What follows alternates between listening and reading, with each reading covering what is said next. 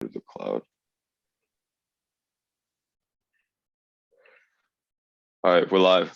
All right, everybody, welcome to the podcast. This is Matthew Score from Indianapolis in the US, and we've got Stefan Carley, all the way from South Australia. So from a place you'd rather be. Is that right, Matt? Or it depends on who you're asking. So yeah, today exactly. we're gonna talk about a little continuation from last time. We talked about the hardware versus software. We're gonna continue on that and talk about a little bit more about tendons, how important they are, and then we'll get into some of the ankles because they are primarily tendons and ligaments. How does that sound? Absolutely, man. Let's do it. All right, so I can kick us off. So a question for you, how how aware were you kind of before the last 6 months, a year or so, about training the tendons? Any ideas on how important they were, what they kind of contributed to athleticism, and then how your views have changed now into that? Yeah, good question to start us off. I didn't really have any knowledge or understanding around tendon training because for me it's all about, when you go to the gym, it's just kind of focusing on muscular development, like hypertrophy or max strength. And for me, understanding, especially over the last 3 to 4 months since joining ATG, and before that too, with the couple months beforehand when I was following Ben and a lot of the ATG stuff, you get this like different perspective. And like the last 6 months in particular, it's been all about changing that perspective and understanding that like you can't just focus on muscular development, because then there's this whole untapped side of things that is just not getting any like look into at all. And I've significantly changed just like the way that I actually feel, the definition of my body too, the ability for me to be able to lift more weight more comfortably is massive. It's just been a huge improvement, and that's only been in the last 3 months. So I can imagine, like I can only imagine what's going to happen in the next 3 or 6 months.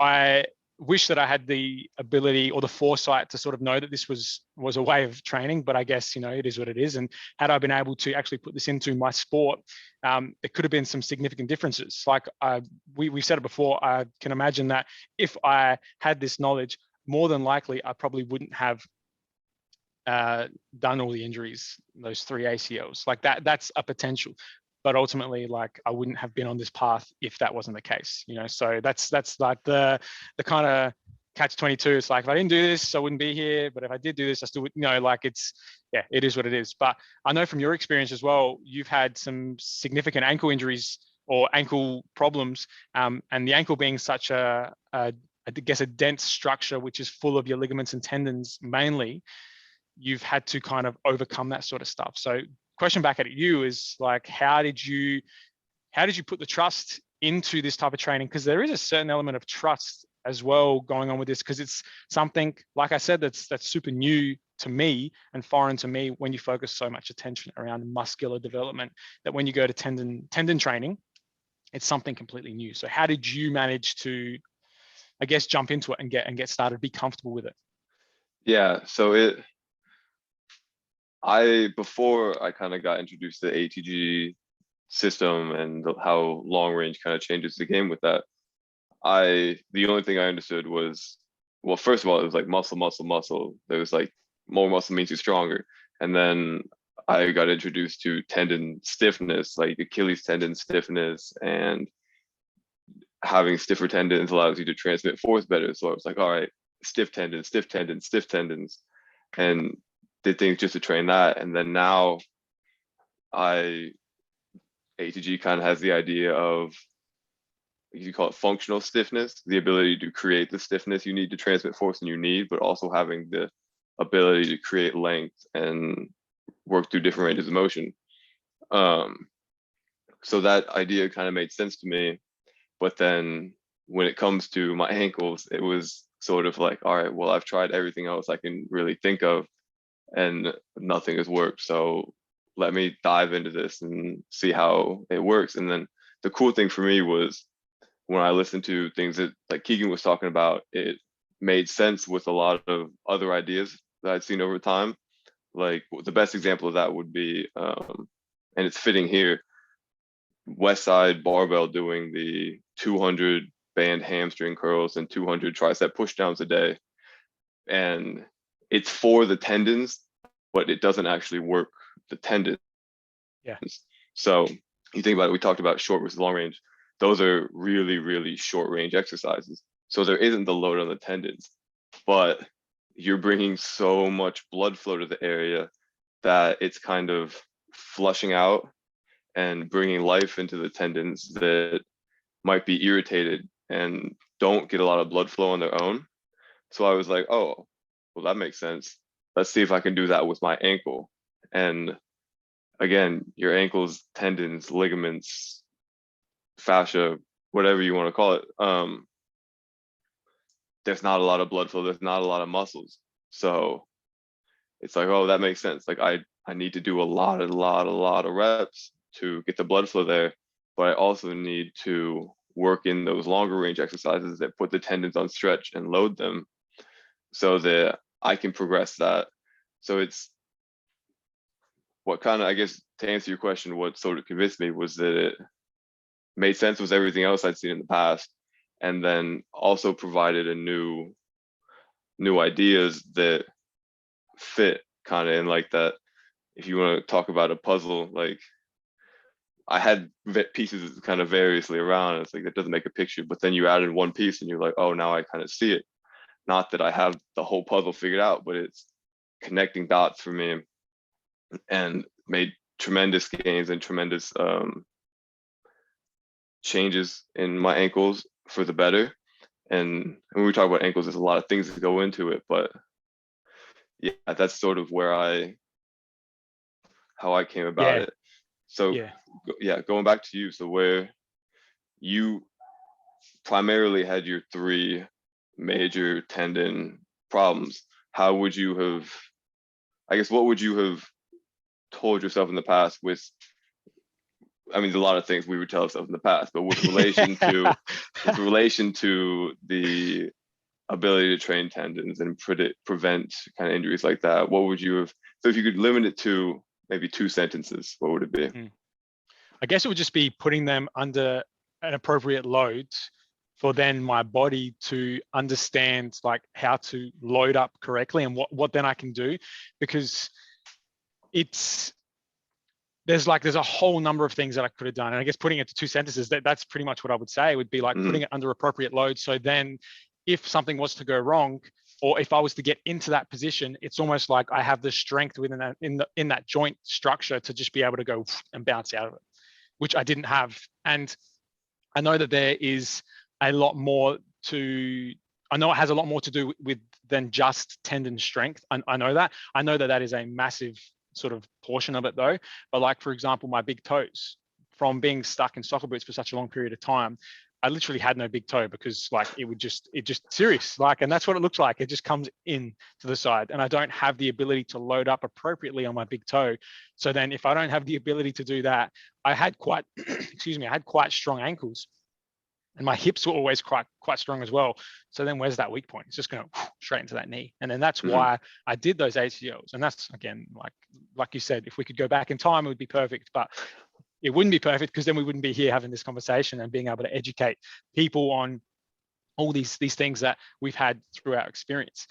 But I would really focus more on trying to get as much out of my big toe as I could, like, because I still don't have that flexion. Like I try and put pressure on my big toe, and I put an Instagram video up of me trying to like flex it back against the box, and like, oh, I can feel so much in behind my Achilles, like up and through, even like right in deep. It's not even like in through my calf, my gastrocs. It is in deep.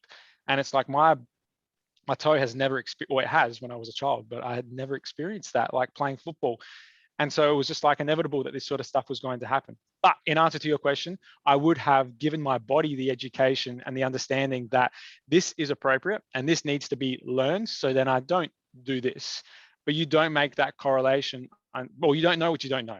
Essentially, that's what it is. And it's, again, that's why we're doing what we're doing now, because like we want people to know this stuff and to learn from our mistakes and learn from our challenges. And if we can do that well, I think that people will gain a really, really positive appreciation for this type of work, for ATG, and then for work on their body, or for working on their body.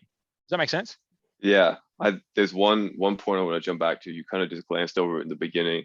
It's I don't know how exactly how you phrase it, but putting your body in bad positions under light loads is Yeah. hugely important. And we've glanced over it a little bit in the past on other episodes, but it's so important to almost put yourself in the position that you would tear an ACL or you would cause really significant damage to your back or your ankles or your shoulders, but just don't put so much load that that actually happens.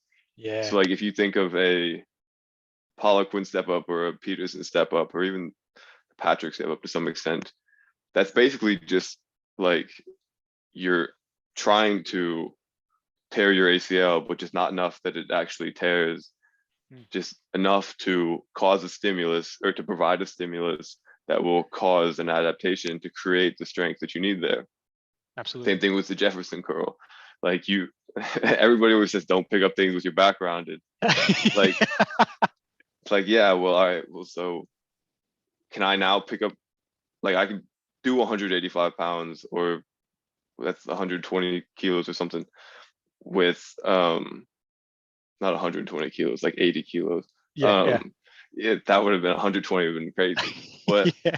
now I can do a Jefferson curl, 5 reps, whatever, with 80 kilos. Like, now can I pick up things with my back rounded? Like, where it's not that these are bad positions; they're positions that people are weak in, and you could call them compromised positions because with too much load, it will cause an injury. But you can Yeah. push that level of load that will cause an injury farther and farther and farther up as long as you work in this range and you don't all of a sudden try and go here, then that range is going to go back down because you just broke your back or you tore your ACL. And same thing with every joint in the body. I mentioned it before. There's a video of Ido Portal, this is his feet all the way on the sides, jumping up and down. It's like, well, he's never going to sprain his ankles like that. I don't know. Maybe he's weak on the inversion, but Yeah. I can't imagine. I can't see a scenario where he's going to be able to put his ankles in a position with enough force. He's going to sprain his ankles. And I think that's kind of one of the points that doesn't really get articulated in ATG is that we want to put your body in bad positions at a load that you can handle so you can handle the bad positions that they happen in sports. Yeah, I completely agree. And I think it's like doing dangerous things carefully. Now, I know a lot of people have heard that before with Jordan Peterson, and that's more so like, letting kids go and run off and, just maybe jump off a table or, and then they learn. And it's essentially the same thing because you're doing things in a position that is viewed as being dangerous or viewed as being wrong. More so, I think it creates vulnerability as well because that is a position that is potentially fragile. That rolling of the ankle, or even that like inversion of the knees. So like bringing your knees in and loading up in a squat in that position, because more often than not, that's where your ACL is going to go when you come in and turn and everything is just pushed inwards towards the middle of your body. That's how I did all my, that's how I did all three of mine. All of them was just bang, force, pressure, right to the weakest link. That was it. And it was done. So I think it's got a lot to do with getting more comfortable in those vulnerable positions because all you're doing is you're educating your muscles, your joints, your ligaments, your tendons, you're educating your body. So then if your body gets into that position, because it's not always going to be sunshine and rainbows, you're not always going to have the perfect situation, especially on a football field. It's only a matter of time before someone comes and pushes you or pulls you or nudges you or there's a ditch or you try and change directions too quickly and your foot gets into that position. Now, if you have the education or your body has the education that it can just go and bounce back out of there because it's been taught that although that position is unsafe, it's still a position you can go into and you can come back out of risk-free because you've created like this buffer. Like you said, you've worked in between this range, you've created this buffer. And so if you let's say you just get into here, it's like, no, I've got all this like range to go. It only happens when you go extreme, like above and beyond, which is then when it becomes an issue. And you have a look at those freak kind of accidents where it's just the ankle just goes too far, or the knee just goes too far, or they've got like someone pushing them or jumping on them. And that's extra stuff that is a little bit more challenging to train for. But I guess it's also training for that unknown aspect of it. Because with football, with any sport in particular, there's always that small element of the unknown, like that you're not going to be able to control. So the more you can train for that, I think the better prepared your body is going to be. And then the more elastic you'll be, the ability to be able to get out of those shitty positions and come back into it. And ultimately, it makes you a better athlete too, because then, like, performance-wise, you can play more because you're not constantly rolling your ankle. You can load up more tissue because you can get into more of that area and spring back out. It makes you look faster. Essentially, you are faster, but you know what I mean? Yeah, I mean, it's like nobody would ever put their knee over their toes, right?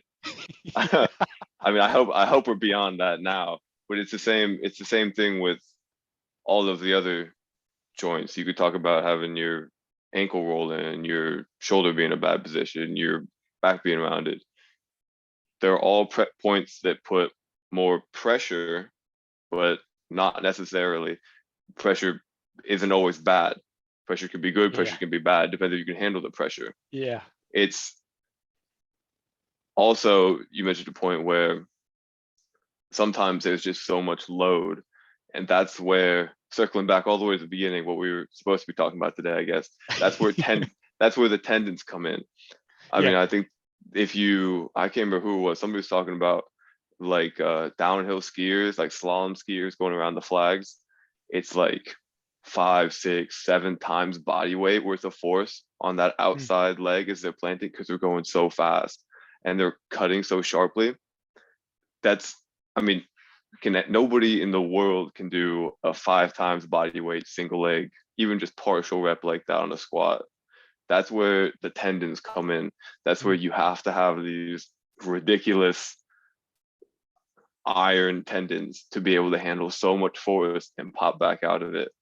It's, and this is what I've come to, that I think there's 3 ways that you can train your tendons. You can load them really fast, like plyometrics is the constant. Everybody knows plyometrics work your tendons. You're off the ground in less than half a second. That'll be tendons, because your muscles can't work that fast. Really, really high load. There were some studies showing that like 95% plus exercises will target the tendons and kind of make them stiffer. But I think what Keegan kind of materialized, and it came from Ben and Charles Poliquin and plenty of other people, but you can also target them through the stretch, at a long range. So in like the long range exercises, an extreme long range, you can also target the tendons, because you're at such a compromised position. The muscle is so lengthened that you can't put any more load on it, and it gets kind of shoveled into the connective tissue and the tendons. So he talked about in one of the videos that if you're doing a body weight Jefferson curl, even on like a slant board or something, the bottom should be the hardest part, but it actually becomes relatively easy compared to some other points in the movement, because all of the weight is on your connective tissue, and you can just bounce out, like you can off that fascia and the ligaments and the tendons, which is how you're going to train them. And again, if you go too hard, you're going to snap them because of all the force is put onto them. But that's kind of the beauty of ATG, is that you don't have to do max effort squats to build your tendons. And like, you're not going to do a max effort calf raise or a max effort. No. There's plenty of things you're not going to do. And you don't have to constantly be doing plyometrics. You can build the slower strength of the tendons. Like, you want to lift weights slow and you want to lift weights fast. You want to train your tendons fast and you want to train your tendons slow. So I think that hasn't really been vocalized, but I think that's hugely important, and something that is probably one of, if not the biggest breakthroughs that has come out of ATG. Yeah, the chat that we had the other day on text, like I was asking you about standards and everything like that, and you said to me, like, because I asked how long would you have spent doing this sort of stuff to get there, and it's like, well, I kind of already had a lot of this stuff down pat, but this system helps fill up like those little gaps that you were struggling with. And I think it's important for the viewers to know, like, how did those little those little help, like those little things just kind of fill up those gaps and help you? Like what did you notice from the changes from like one specific system to the ATG stuff? Yeah, so that's my favorite thing, is actually the sort of adaptation of Charles Poliquin's structural balance. Like the thing that was most glaring for me was, so one of the kind of standard numbers will be, so whatever you can flat ground ATG split squat would be 1. You should also be able to, and if you do that for 5 reps, you should be able to do a seated abs to bench good morning with the same weight for 10 reps. And you should be able to do, I think it's 2 reps of a back squat with twice the weight. And for the freak transformation checklist, it's 75% of body weight for your 5 split squats, and again 75 for 10 seated good mornings, and 150% of body weight for the squats. And I could hit the squats not too bad, and I could push past 75% on the split squat pretty easily, but I wasn't even close on the seated good morning. And that's because I didn't have the strength in my lower back. And we've talked about it on calls within ATGs. You could have a really, really good split squat. Like say you could split squat 100 kilos, and then you can do a seated good morning with like 70, 60 kilos. It's a really good seated good morning. And this is a really, really good split squat. But if these are your 2 numbers, that's bad. Like you're so imbalanced from your knees and your hamstrings and your, I guess your glutes are more of a, your glutes and your back compared to your quads and your, mainly just your quads. That's a problem. And that's kind of where I was. I wasn't at those numbers, but like if you shift them down quite a bit, that's where I was. Like I had a good seated good morning, and I had a really good split squat. But it's better to be here and be average on both than be here and really good and then not so good. So and that happened all over the body for me. There were things I was really good at and things that I didn't realize I was so bad at. So, I mean, I shifted things around. Like I always did seated good mornings first. After that, even still, seated good mornings is the first thing I do if they're in a workout. And then I do calves and tibs every day. First thing I get in the gym, before I do my lift, it's calves and tibs, because they're just not where they need to be, especially with my ankles. They need to be even stronger. So that's how. Yeah, I was just gonna say the great thing is that you can diagnose things with the structural balance, and then having the ability to prioritize. Yeah, absolutely. How important, following on from that, so we've spoken a lot about the short and the long, but how important, and you spoke about it like between movements, so the squat and the good morning, how important is it to have like a balance between, or what is the perfect ratio in your world between short range and long range? So the exercise that you're doing in terms of muscular and then tendons and ligaments, in your perfect world, what would be the ideal scenario in terms of where they would sit, if that makes sense? Yeah. I guess asking you as a footballer as well. This is asking you as a footballer too, because like you spoke about, you want to be tendon dominant, but then you don't want to totally like neglect the other side of things too, you know? Yeah. So I think the best way to probably put it would be to do as much long range work as you can handle safely without it affecting your performance. And usually that's only going to be like every 72 hours or so. And then do enough short range work supplementally to keep your tissues healthy. Mm-hmm. So maybe for me, if I'm working a lot of, I don't know, let's say a lot of Nordics, like I'm doing, we have a group chat with a couple guys that are chasing really good Nordics. And somebody said, maybe I'm going to do 2 Nordics twice a week. And I mean, we still do Jefferson curls and the full stretch RDLs. I was like, cool. If I did that, I would add in 200 banded hamstring curls twice a week as well. Yeah. So it's the more long range you do, I think the more short range you need to do, because you're causing so much damage. Has a bad connotation, but you're causing damage to cause adaptation and make you stronger. You need that blood flow if you want to have the tendons heal faster.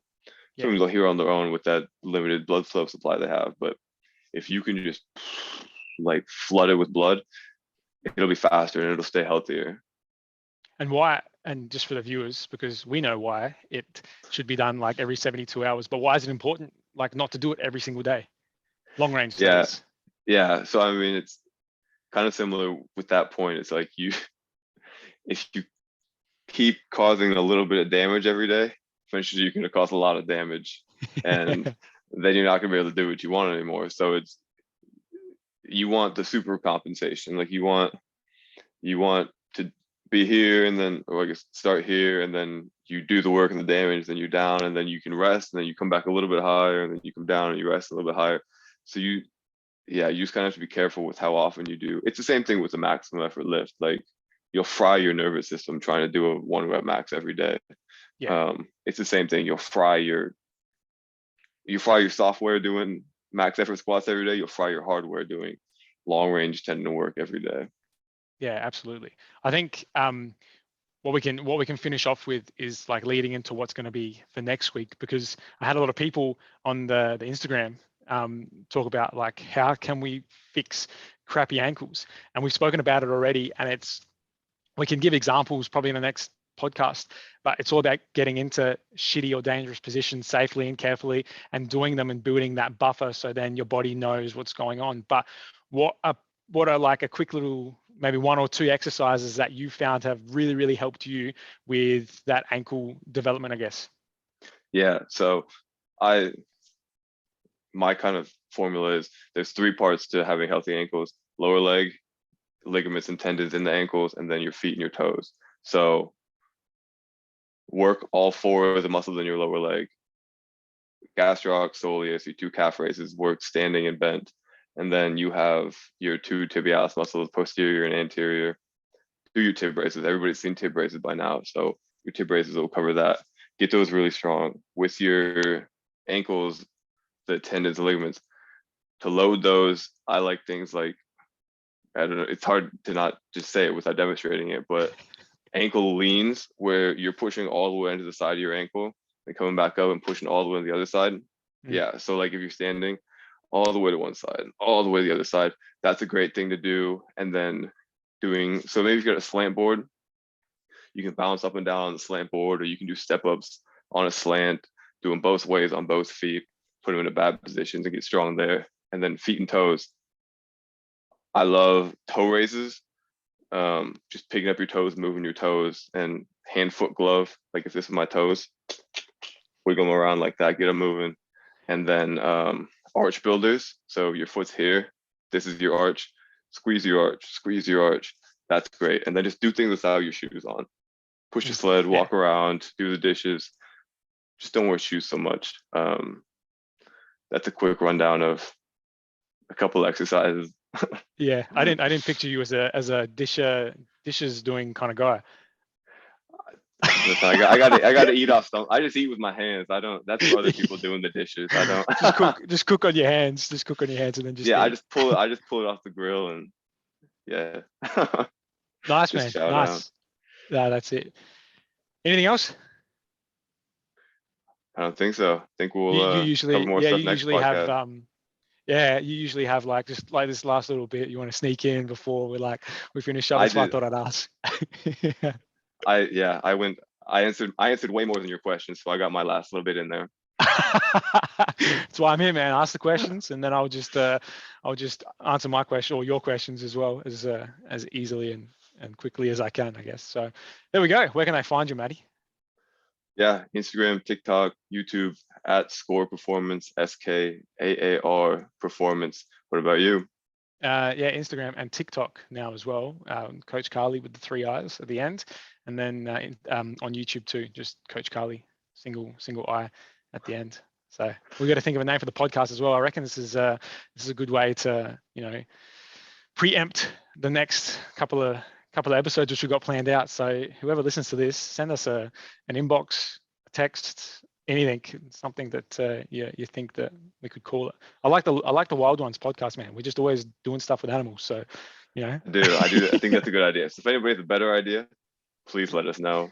Yeah. But I don't think so, because I think that's a pretty good one. Yeah, nice. Awesome. All right. Thank you guys for listening, and we'll catch you next week. See you guys.